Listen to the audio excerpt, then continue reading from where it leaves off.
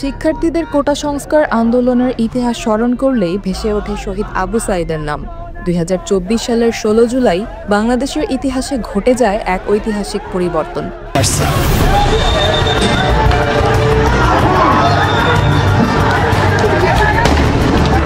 ওই দিন পুলিশের গুলি চালানোর সময় রাজপথে 2 হাত প্রসারিত করে দাঁড়িয়ে থাকেন আবু সাঈদ। এই ছবি গণমাধ্যমে ছড়িয়ে পড়লে স্বৈরশাসনের বিরুদ্ধে আন্দোলনের দ্রোহের আগুন ছড়িয়ে পড়ে সারা দেশে।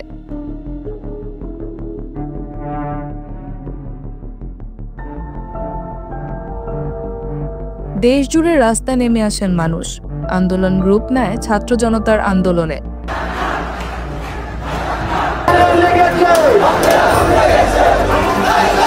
রক্তক্ষয়ী গণঅভ্যুত্থানের মাধ্যমে পতন ঘটে তৎকালীন সরকারের, আর ক্ষমতার মঞ্চে আবির্ভাব ঘটে নতুন নেতৃবৃন্দের। ছাত্র জনতার ঐক্যবদ্ধ লড়াই ও আত্মত্যাগ গোটা বিশ্বকে চমকে দেয়। শিক্ষার্থীদের কোটা সংস্কার আন্দোলনের থেকে সরকার পতনের আন্দোলন রূপ নেয় মূলত রংপুরের আবু সাঈদের বুকে গুলি এবং রক্তাক্ত ঘটনার মধ্য দিয়ে।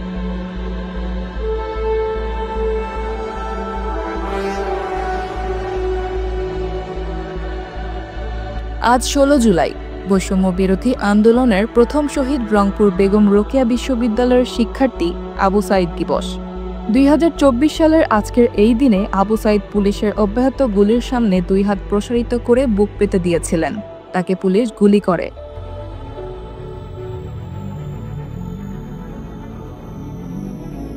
এই হত্যার ঘটনা ছাত্র জনতার আন্দোলনকে তীব্রভাবে বেগবান করে। আন্দোলন এতই তীব্র হয়েছিল যে শেষ পর্যন্ত আওয়ামী লীগ সরকারের পতন হয় এবং সাবেক প্রধানমন্ত্রী শেখ হাসিনা দেশ ছাড়তে বাধ্য হয়েছিলেন।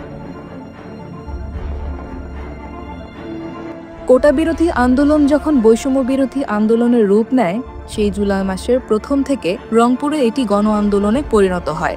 এই আন্দোলনের সূতিকাগার ছিল রংপুরের বেগম রোকেয়া বিশ্ববিদ্যালয়।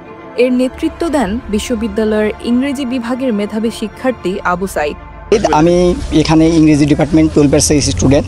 আমাদের দাবি আমরা এখন বর্তমানে এক দফাতে পৌঁছাইছি, সেটা হচ্ছে সকল প্রকার অযৌক্তিক এবং সকল প্রকার অযৌক্তিক কোটাগুলো, বৈষম্যমূলক কোটাগুলোকে দূর করে প্রথম থেকে চতুর্থ পর্যন্ত যথাযথ কোটা সংস্কার করা। 16 জুলাই সকালে রংপুর জেলা স্কুল থেকে একটি বিক্ষোভ মিছিল বের হয়। সেখানে বিভিন্ন কলেজ ও স্কুলের শিক্ষার্থীরা অংশ নেন। মিছিলটি রোকেয়া বিশ্ববিদ্যালয়ের প্রধান ফটকের কাছে পৌঁছালে ছাত্রলীগের ক্যাডারদের নেতৃত্বে আওয়ামী লীগ, যুবলীগ ও বিশ্ববিদ্যালয়ের কয়েকজন শিক্ষক, কর্মকর্তা, কর্মচারী দফায় দফায় শিক্ষার্থীদের ওপর হামলা চালাতে থাকে। আন্দোলনে অংশ নেওয়া শিক্ষার্থী ও জনতা প্রতিরোধ গড়ে তুললে পুলিশ ও হামলাকারীদের পক্ষ নিয়ে গুলি, রাবার বুলেট, সাউন্ড গ্রেনেড নিক্ষেপ করলে শতাধিক শিক্ষার্থী গুলিবিদ্ধ হয়ে আহত হন। এই সময় আবু সাঈদ একাই পুলিশের গুলির সামনে বুক চিতিয়ে বলতে থাকেন, গুলি করলে কর, আমি বুক পেতে দিয়েছি। এ সময় পুলিশের টার্গেট করা গুলিতে লুটিয়ে পড়েন তিনি। আবু সাঈদের মুখ দিয়ে তখন রক্ত বের হচ্ছিল, সারা শরীরে গুলি আর রাবার বুলেটের ক্ষত। হাসপাতালে নেওয়া হলে কর্তব্যরত চিকিৎসকরা তাকে মৃত ঘোষণা করে। ওর নাম আবু সাঈদ, ও বিশ্ববিদ্যালয়ের 12 ব্যাচের একজন ছাত্র। এই হত্যাকাণ্ডের ভিডিও মুহূর্তেই ভাইরাল হয়ে যায়, তরঙ্গ ছড়িয়ে পড়ে সারা দেশে।